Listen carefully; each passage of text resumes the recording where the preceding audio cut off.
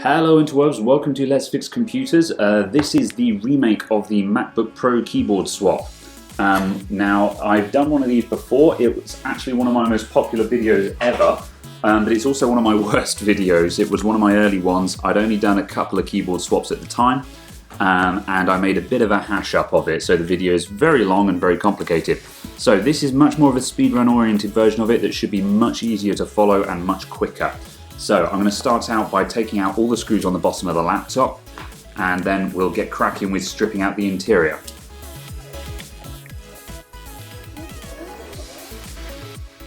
Right, so once you're into the laptop, we need to take out everything.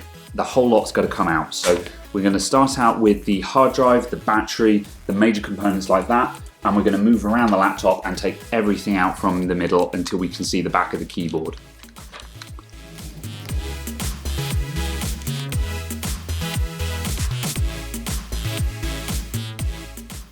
Just a quick note, don't panic if the mounts for your battery are all a bit broken. It's quite common for these to snap. The battery is not exactly going to fall out the laptop, so it doesn't really matter if this is the case.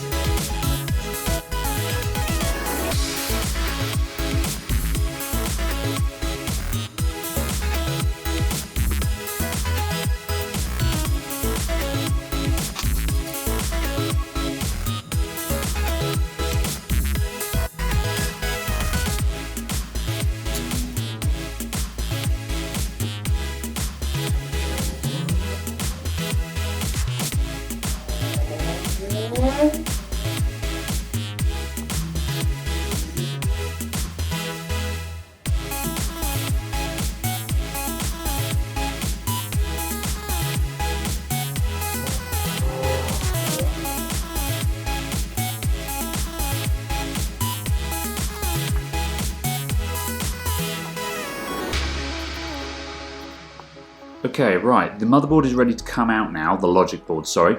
Before we do that, we just need to quickly uncouple the microphone that's down here. This is stuck down, so we just need to wedge something under it and just lift it up like that. Now that's moving freely, we can now lift out the whole logic board.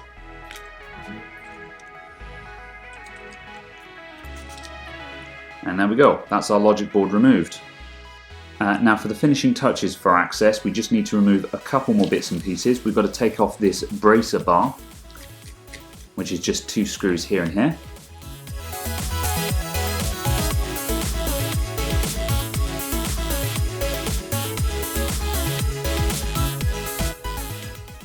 We need to unscrew these 2 fellas up here as well to release the power button. And then we'll unhook that a bit later on.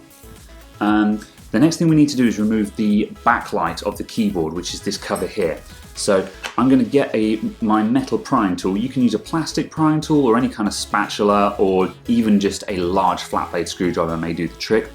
And we need to just pick this up from the edges. It's just glued down, so we're just going to run around these edges here and just start lifting up this black plastic.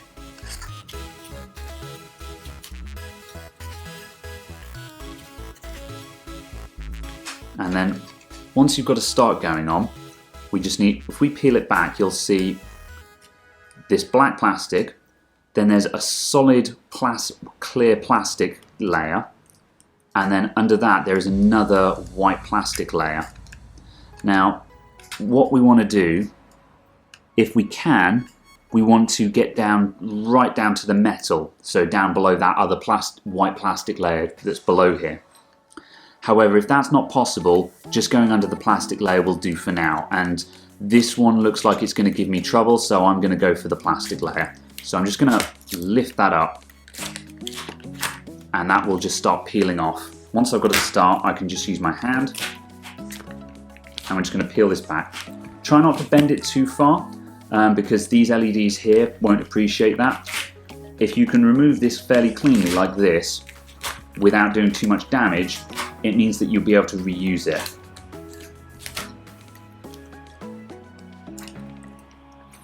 There we go, so there's our backlight unit, which is pretty simple. It's just a couple of plastic sheets with these white LEDs staggered across it. Right, so that leaves us with this other plastic sheet. Now, I know from past experience that this fella probably isn't going to come off in one piece. Oh no, have we got a star going on there? Yeah, kind of. I'm just going to see if I can peel this off. Oh yeah. If you can get this off, it's great. If you can't, then don't worry. It's not really important. This one is peeling and tearing in a couple of places.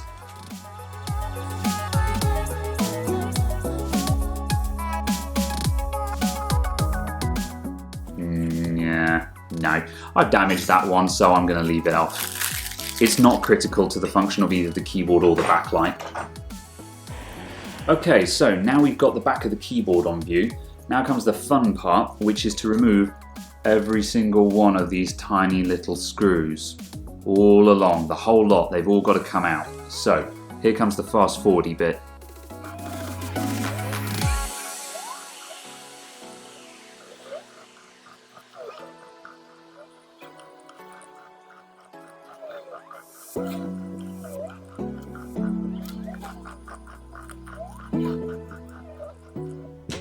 Phew. Okay, right, so now we've removed all of those, we can just lift out that keyboard, and we're going to go from my bottom right to my top left, and that goes up to the power button, and we just need to give this a little bit of a jiggle,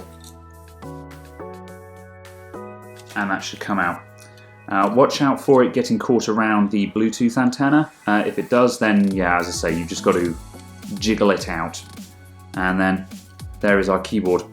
This particular keyboard was liquid damaged, and you can actually see, if you look in the light reflection, you can actually see the water damage on it there, which is why this keyboard has got problems. So there, we're done. Now we have the keyboard out, this is an excellent time just to give the tray a bit of a clean up.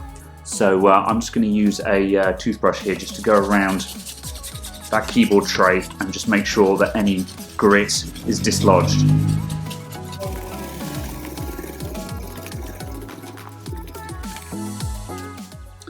Right, here is our new keyboard. It's nice and shiny and new. So we're going to very carefully just place this into the keyboard tray. And now we just need to make sure that a couple of things are lined up. So first things first is just to make sure that the power button just drops into place up here in the corner. There we go, so that is in place. And I'm just going to screw that down just to make sure that doesn't go walkabout.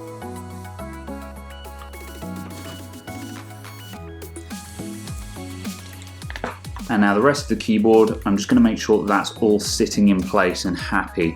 Don't worry if any of the keyboard is trying to stand up or is slightly bent, that's quite fine. With the amount of screws we're going to put into this, it'll be pressed completely flat once it's all screwed in. And then lastly, we just need to make sure there's nothing trapped under the keyboard. The trackpad here, this one caught me out in my previous video. You've got to make sure that that fella doesn't sit under the keyboard, so just make sure that's bent backwards when you lay it all in. Right, and now all those screws, they're all going back in. So off we go.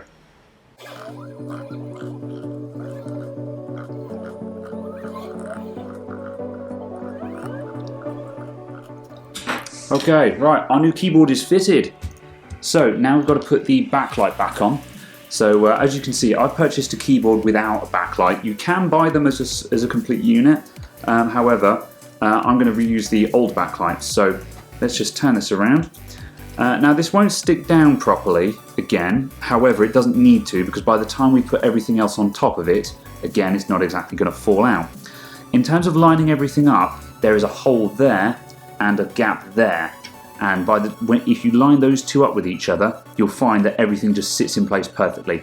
This bit is easier than it looks. And once again, I'm just going around checking that there's nothing trapped under it. So we've got the battery meter there. We've got the keyboard backlight. We've got the keyboard connector. and we've got the trackpad connector. And those are the three ones that are most likely to foul under the keyboard. So that's now fitted. We'll put the strut bar back across, and then that will just hold everything in place. Right, so in goes the logic board again. I'm just giving this a quick dust down while I've got it out of the laptop, which just helps keep everything nice and cool and clean. And that's just going to drop in like that. And as I lower it down, I'm just going to make sure that once again all the connectors are all clearing around the edge of it. So once again we've got the trackpad, the keyboard backlight, and the battery meter. And just make sure that the power connector is sitting right, and then we just need to navigate the microphone back into its little hole down there. And now we can screw this all into place.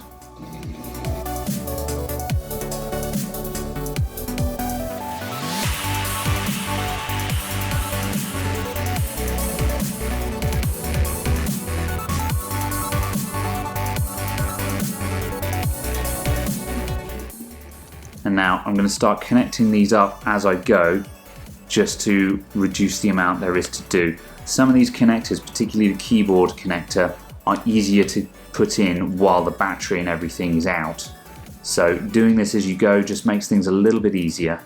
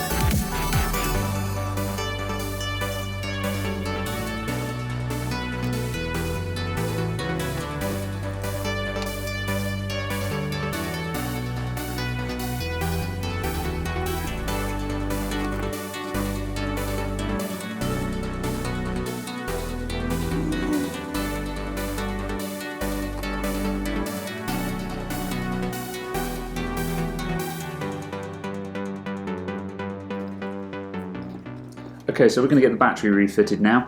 While you have the battery out of the laptop, just check the overall health of the battery. So give it a quick clean up, just brush the dust off of it, and turn the battery over and just make sure that this plastic covering here is all flat.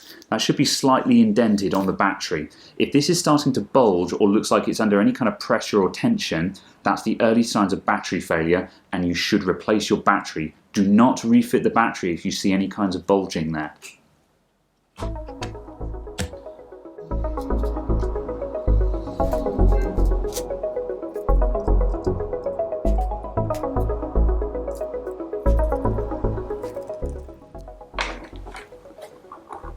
Okay, right, battery plugged in, and we can now put the cover back on that. Now for testing purposes, I'm just going to put in 2 of the screws just so I can fire the laptop up and make sure that everything's okay before I put all these screws back in. Okay, and is the battery charged? It is. Power. There we go, it's a quiet one. However, we've got a white screen and we've got a loading screen. And we've got a 5V login. So we're all done there. So I can use the cursor keys just to select users here, so I can see the keyboard is working, the power button works. So I will clean this laptop up, get the rest of the screws fitted, and then I'll give it some further testing just to make sure. After that, it'll all be finished. So thank you very much for watching. I'll see you all next time. Goodbye for now.